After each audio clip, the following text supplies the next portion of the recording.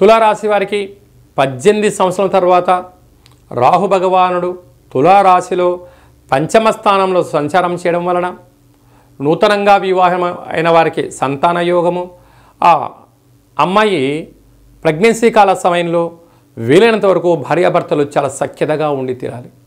సకాలంలో తిండి, సకాలంలో ఔషధ సేవనం, సకాలంలో ఉండగలగాలి.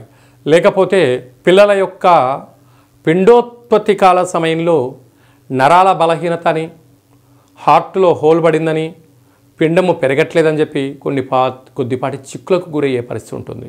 అలాగే డెలివరీ కాల సమయంలో ఇబ్బందులు గురయ్యే పరిస్థితి ఉంటుంది. పిల్లల యొక్క చదువులు, పిల్లల యొక్క అభివృద్ధి, పిల్లల యొక్క వాళ్ళకి ఇవ్వాల్సిన లావాదేవీల విషయంలో దయచేసి తల్లిదండ్రులు వాగ్వివాదానికి దిగవద్దు. ఇప్పుడు వచ్చేటువంటి కాల సమయంతో కూడా 10th క్లాస్ అయిపోయి డిగ్రీలు, పై చదువులు వెళ్ళేటువంటి పిల్లల యొక్క మనోభావాలను మీరు డాక్టరే చదవాలి, మీరు ఇంజనీరింగే చదవాలి అనేటువంటిది కాకుండా పిల్లల యొక్క మనస్తత్వం తెలుసుకొని వారికి ఏ యొక్క వృత్తిపైనైతే, ఏ రంగం పైనైతే వాళ్ళకి అభిలాష ఉందో వాళ్ళను మీరు చేర్పించగలిగినట్లయితే పిల్లల భవిష్యత్తు బాగుంటుంది.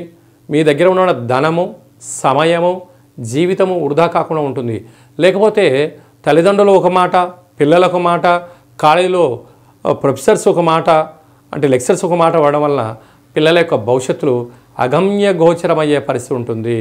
అదే కాకుండా తరతరాల నుంచి కానీ స్థిరాస్తులు, చరాస్తులు, పేపర్లు చాలా జాగ్రత్త పెట్టుకోగలగాలి.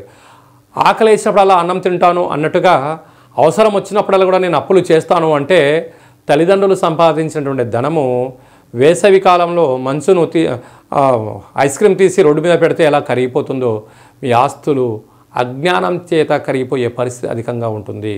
ఇలాంటి కాల సమయంలో ప్రతి శుక్రవారం పూట రాహుకాల సమయంలో దీపాన్ని వెలిగించడం, దుర్గామాత పూజలో పాల్గొనడం వలన సమస్యలు తొలగిపోతాయని చెప్పి గమనించాలి.